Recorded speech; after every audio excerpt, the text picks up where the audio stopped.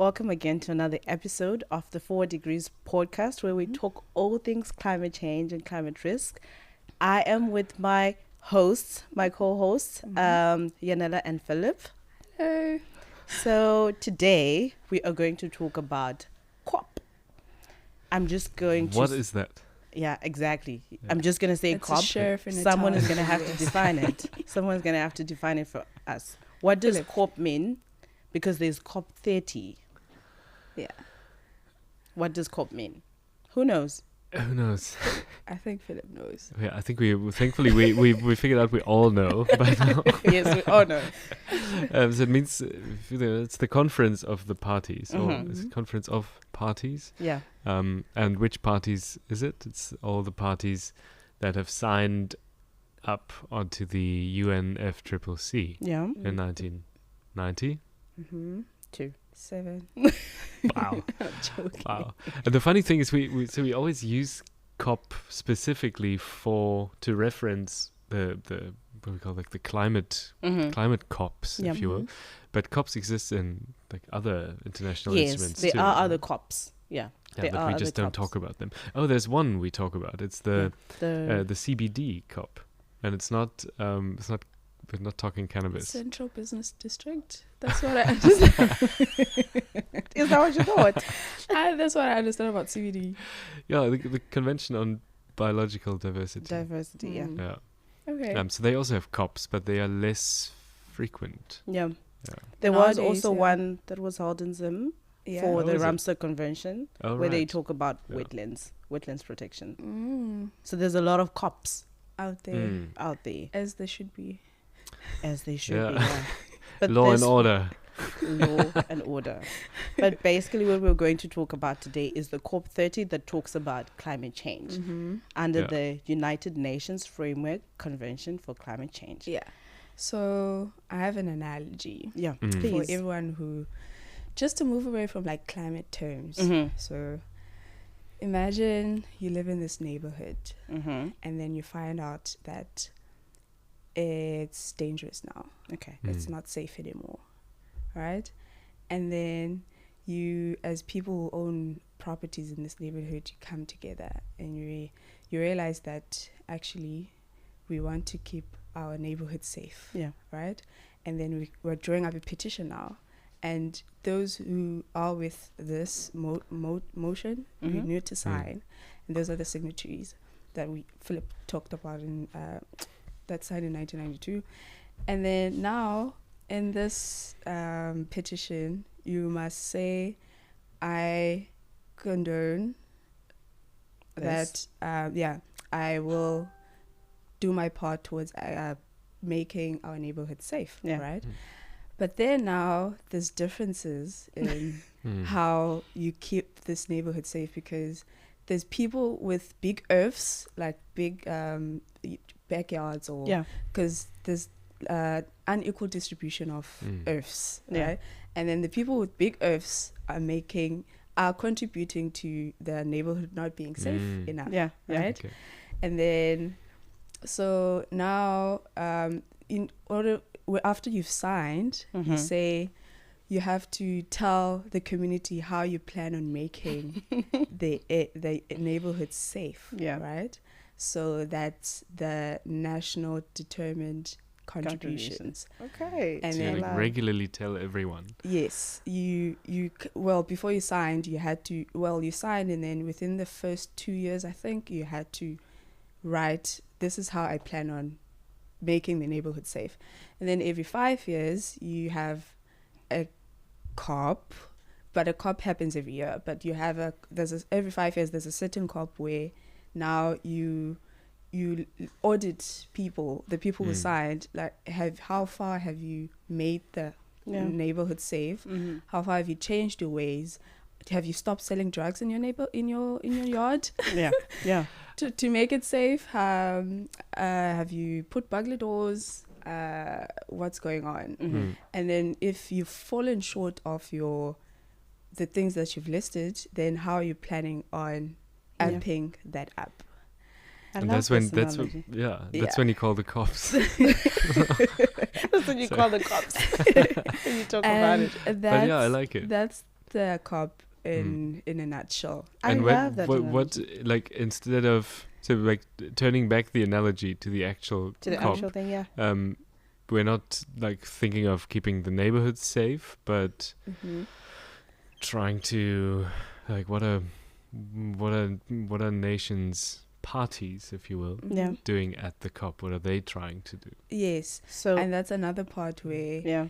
now imagine this person with this big earth who has a potential of making a big change, but then is dragging their feet and then using the COP as a way of negotiating something in return. Yeah. So if he says, oh, if I stop selling drugs in my yard, what do I get in return? And then in the COP as well, there's a part where they talk about funding, like climate finance, to fund like the other houses in the neighborhood being able to, because they can't afford to, being able to make the neighborhood safe, right? And then that has to come from certain earths that are big, that can fund those things. And then, So we're talking about, I guess, again, flipping the analogy, like large countries who have contributed either significantly on the emission side of things, but also or have quite developed. Large in terms of economies, economy, hey? Is that the baseline when we think of like who's responsible for what? I think it's an interesting question. Maybe it's worth when Luxon comes back to have him on our podcast. Luxon is currently at the COP at the moment. Yeah. He's one of the main members of the Climate Risk Lab, I'd say. And he's representing Zimbabwe, but also has quite a leadership role in the global goal on adaptation. Yeah, which is another key thing that this year's COP was going to talk about. So what are COPs talking about in general? Yeah, in general, what countries are doing is they're trying to negotiate with each other on how we're going to make our goal come to life. Which so goal? The goal that we had. And remember in the past episodes we had spoken about the global levels, and then in the IPCC they had agreed on limiting it to 2 degrees, and now it's 1.5. So now the goal essentially is to limit the emissions to so that the global warming is below that level, and then that's achieved by different things. Yeah. So that includes energy like green energy and adaptation to other things. Yeah. Yeah, it's more of there was this goal in Paris, in the Paris Agreement that happened in 2015, which is the reason also why this COP is very significant. It's the 10-year. Like, it's 10 years after people sat down at one COP that they were doing. That's COP 20, I would guess, where they sat down. Was it COP 20? Because if it's 10 years ago...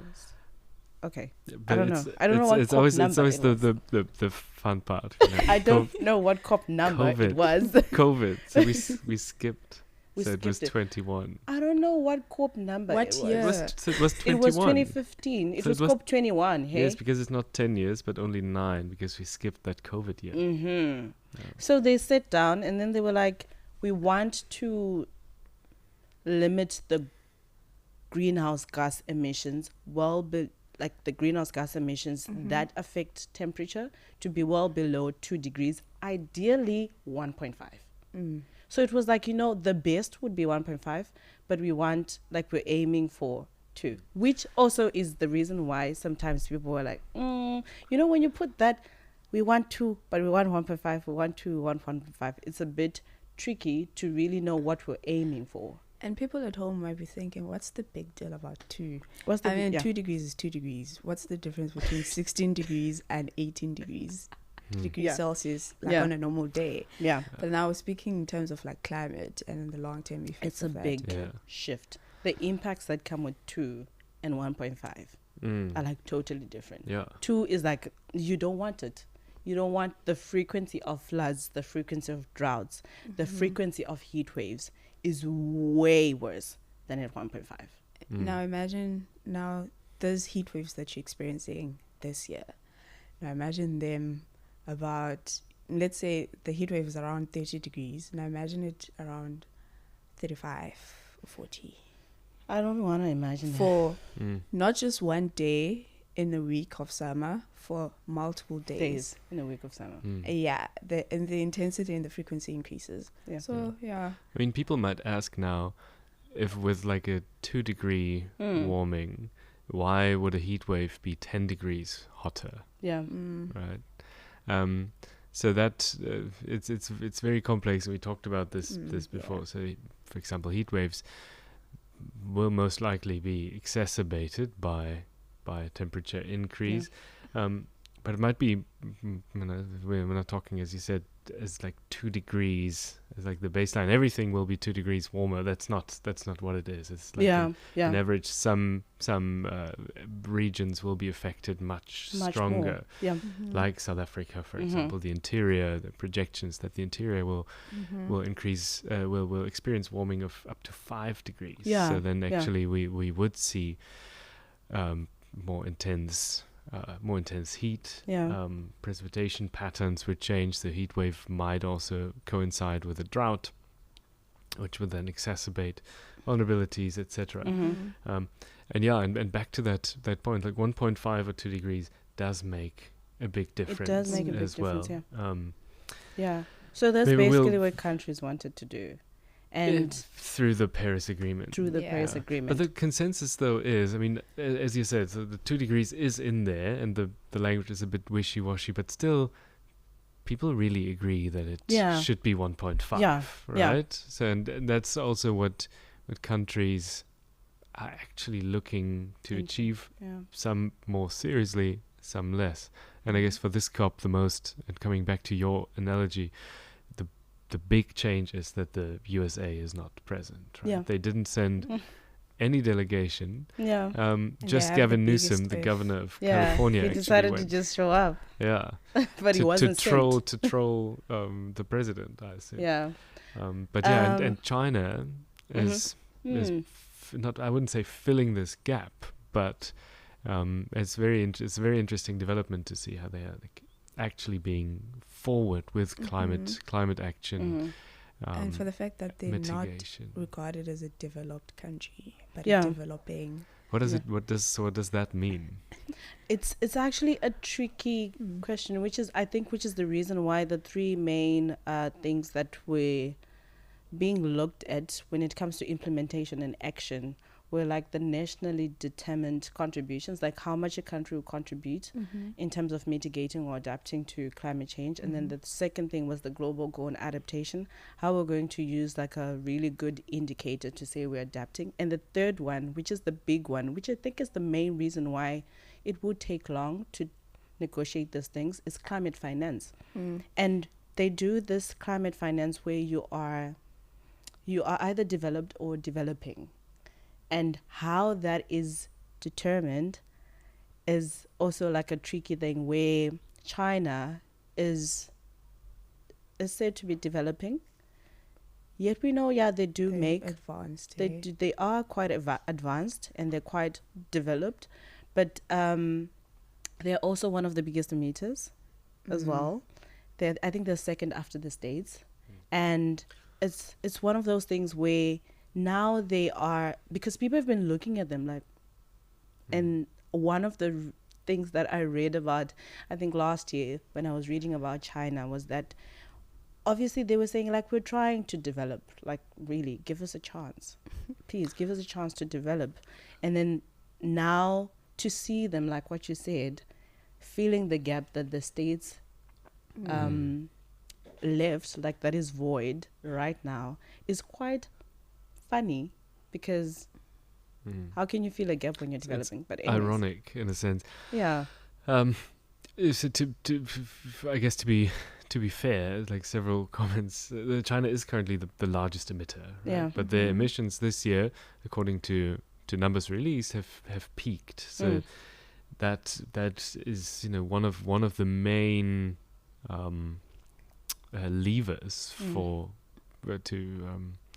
for climate change mitigation. Yeah. That China has always been until now on a trajectory of increasing carbon emissions, but now taken into account China's development in the renewable energy sector, so they are rapidly trying to decarbonize their industry.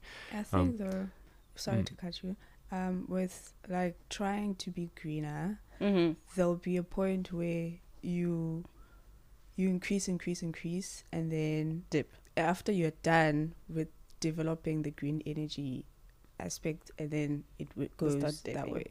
Because to build something, you need tractors, you need cars, you need those cranks. What do you call those? Could be electric tractors.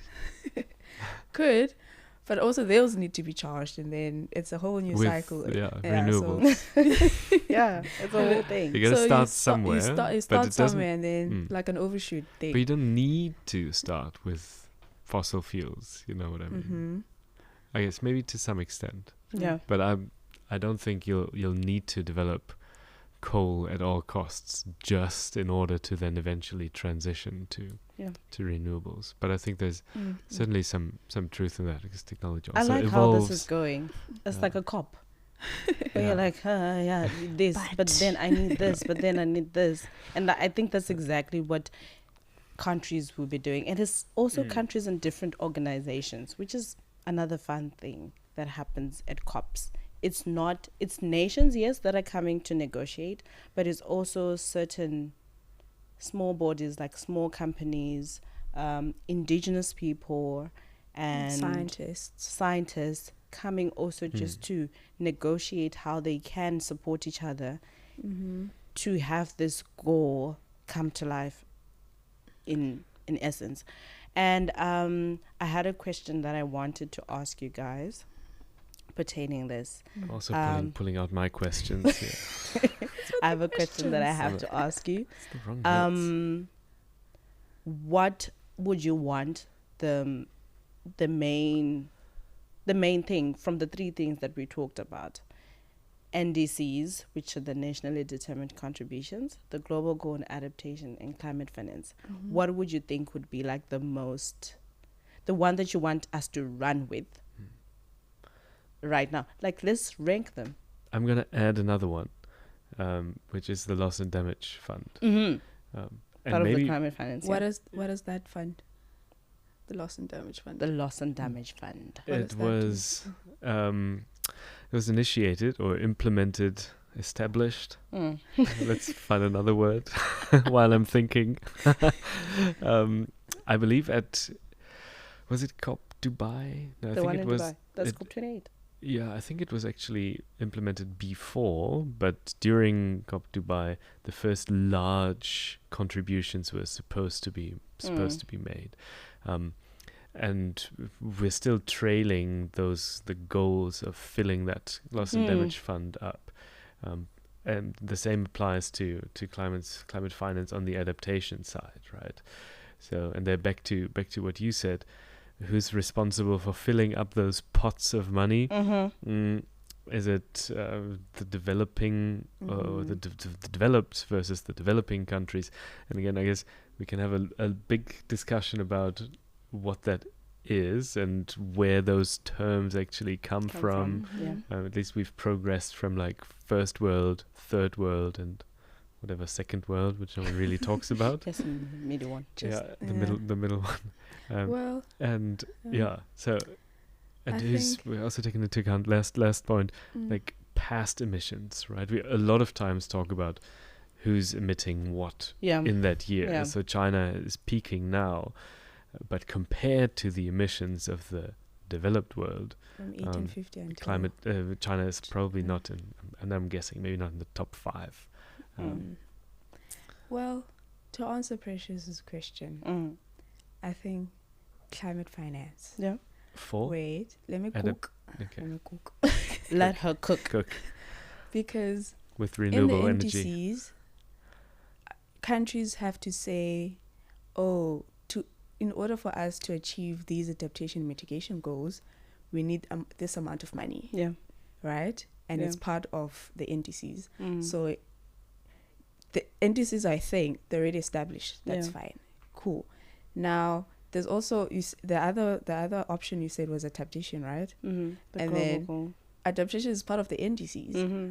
And then in order to make the NDCs work, we need funding. Yeah. So I think personally, that's where we need more action, because the other parts have been established. Okay, this is how we can adapt to things. Mm-hmm. Now we need how can we adapt to them? Yeah. We need money. Where can we get it? Nations now need to, we have this amount of money available. Mm-hmm. We can fund that country because they have something we can use as well. Unfortunately, that's what it comes to, where it's not for every country, but some countries will like, oh, if we fund this, then allow us to do these activities in this part of your country. So climate finance is what we need. Climate finance is like at the especially top. Here in Africa as well. It makes sense. It makes sense. On the adaptation side, then, we're not on loss and damage, right? Yeah, on the adaptation side. Yeah. Are you talking climate finance on the adaptation side, or just in general on the adaptation and mitigation? Okay. Yeah. Goals. Like to implement what we have now, what we have on our written indices, down. We need money, so let's prioritize that. Yeah. What would be your ranking, Philip? I would carve out the NDCs because they are not being discussed as like a goal at the COP, but ideally every country had published their NDCs prior to COP, like over the past couple of years, so that couple of months, because as you said, it's like this 5-year cycle under the Paris Agreement. So it's global goal on adaptation finance, and loss and damage. I would also say it'll have to be finance for adaptation. Okay. For two reasons. One is that mitigation, of course, is extremely important to curb emissions and to make sure that we at least are on a trajectory of less intense temperature increase by the end of the century. But that lies mostly with the developed countries where finance is more available, and also economies can switch more easily between energy sources and develop new energy sources. But adaptation is more prevalent or required in countries where financial means are less readily available. It's also the fact that most of the countries that do have that do bear the brunt of climate change impacts are the ones that do not have the money to adapt to the impacts, and that are very vulnerable, as you said. So it comes together in a sense. So it's a compound risk. It's a compound risk. That's another term. That's another term that we're gonna have to discuss in the next episodes that we have. We're actually gonna do like a top 10 of our favorite words. No, not favorite words. Of climate change terms that we've like spewed in this in this podcast, because we keep people in the know. Because people were like, oh, what is adaptation again? I know what it is to adapt to something, but what is it adaptation in the context of climate change? mean. So there's a lot of words that we do say on this podcast that some would say, what does it mean? I just also wanted to touch on how the States is not there. And I was watching States being the US. The US, the United States of America.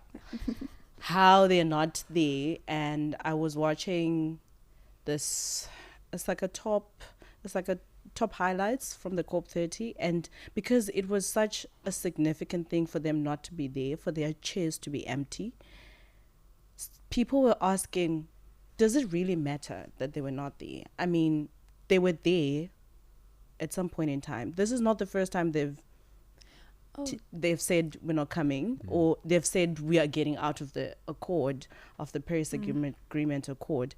And even when they were there, they wouldn't do much.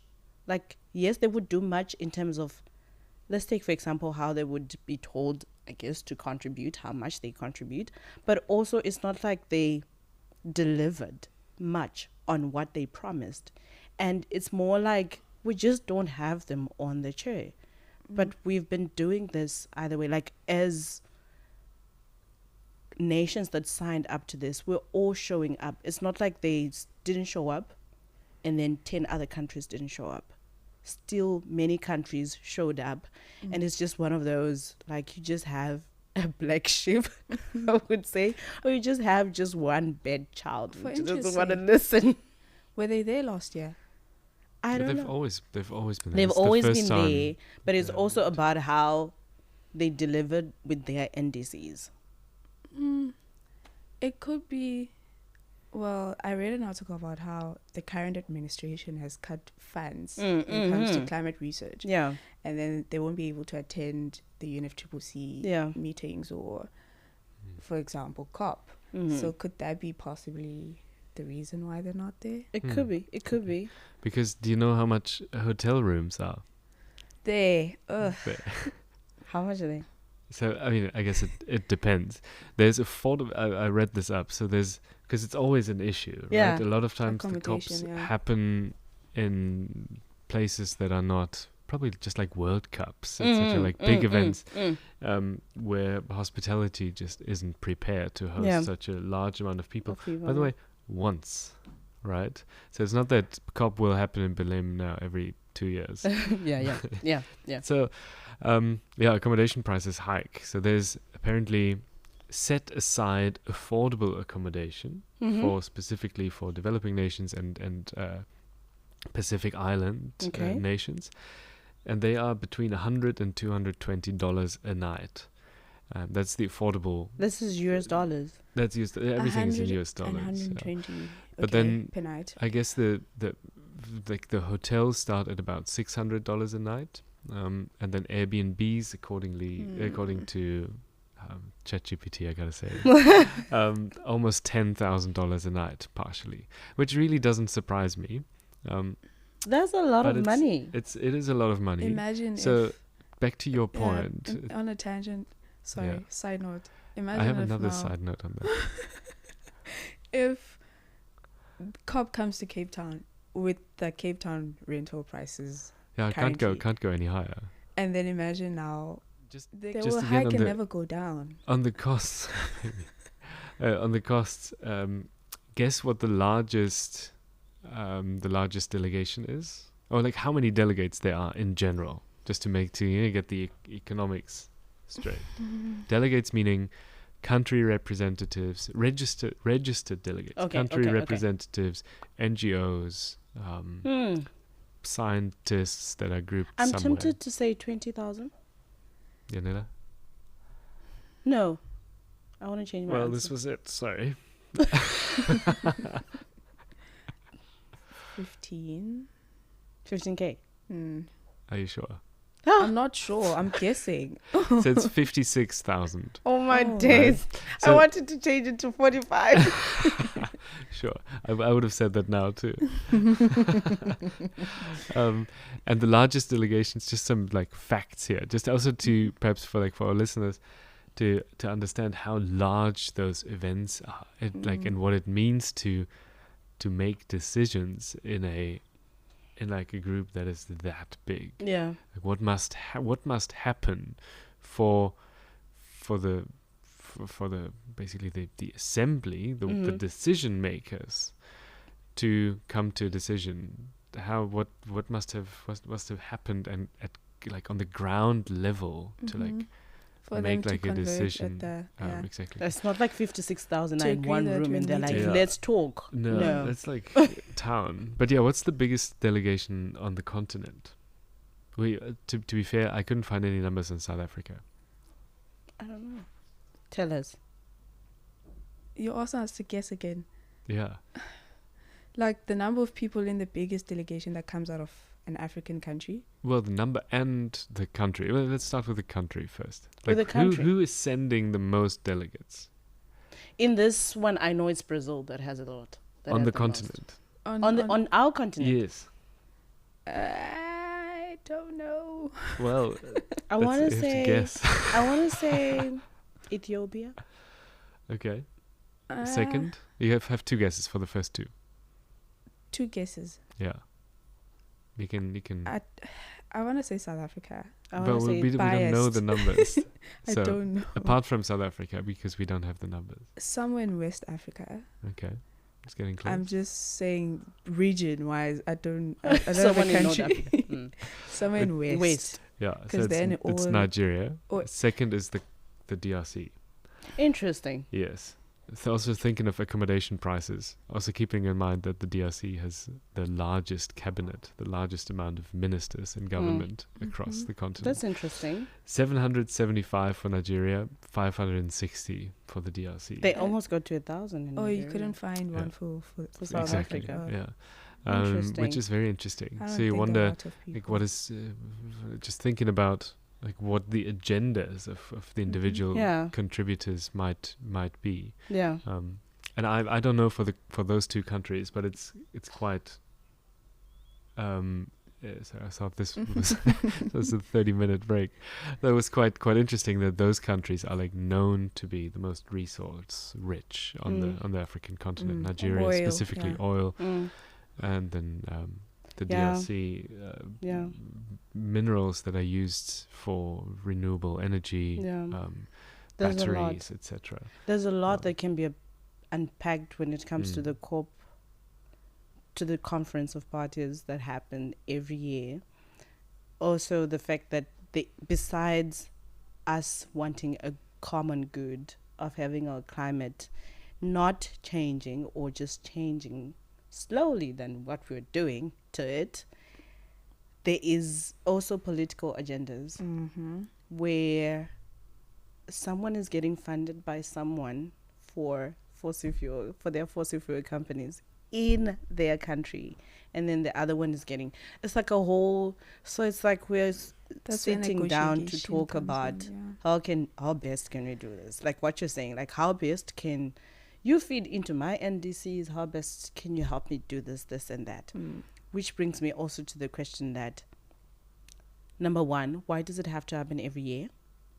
Number two, we have a host for COP32, but we don't have a host for COP31. It's a unique opportunity. Do you know the host for COP32? No. I want to guess. Do you want to guess? Yeah. Because, I don't know, because they like things. I want to say the USA. Oh, no. Oh. They're not even there. Oh, well, they're They're I understand why they wouldn't host it. Mm-mm. Because they don't want to be held accountable. I actually in think any they're manner. also hosting the World Cup, the soccer World Cup at the same next time. year. That's probably the reason. That's one of the reasons why I guessed. I'm like, because now they want to host the soccer World Cup and then... But isn't it? Didn't we have this question last week at this at the lab meeting? Yeah, so it's Addis. Yes. Addis Ababa. Oh, Yeah. Ethiopia. Ethiopia is hosting COP32. Africa, we have it. But we don't have COP31 because It has to be in Turkey another and continent. Australia are bidding. They're bidding to host this. Australia and who? Australia? Australia and Turkey, yeah. Oh, Turkey. Turkey. They call it Turkey, Turkey, but yeah. they Turkey, call it yeah. Turkey in their country. Turkey. So yeah, Turkey. Turkey. Yeah. So they are bidding. I'd I just say don't know how far let's true. go Europe. Because it's in the global south now. Mm. Let's go Europe and then That's Addis not how. Ababa. See. Oh, to be That's not how things work. also Turkey is to I believe 99.9% Asia. Yeah, it's Okay. part, Europe is part, so they could say that's our European side. So Exactly. yeah, guys, go with that. I don't Okay. know how far true it was that Australia decided to like pull back, but we would see who will host next year's COP31. They can't. Oh, yeah. And They then we'll all could go. next year. So they do want because to in host. 2027 there's a World Cup there. Yeah. So Maybe One big event maybe at we a should time. we should go as a podcast next year To Who's COP31. to funding? COP31. Yeah, who's funding? funding? Funding. That's the question I have for our audience. Who will fund UNFCCC. us to go? Yeah, maybe to COP31. we'll make a poll maybe. After Yes, this. we'll make a poll. Who wants to fund us to go Who to should COP31? fund us? Yeah. Okay. I Just know to they close off, suck. the reason why we do COPs every year is because you see what we have, the Kyoto Protocol, the Paris Agreement came from these COPs. Whenever people meet every year, they come up with a good plan. And we've had a good plan. The Paris Agreement hasn't failed. It has actually helped the world to become less warmer than what we were going to do if we didn't have that plan, if we didn't have that agreement. From metrics, it says where we were going with what we were doing before Paris Agreement was like 4 degrees by the end of the century, and now we're like at 2.7. So that's a good push.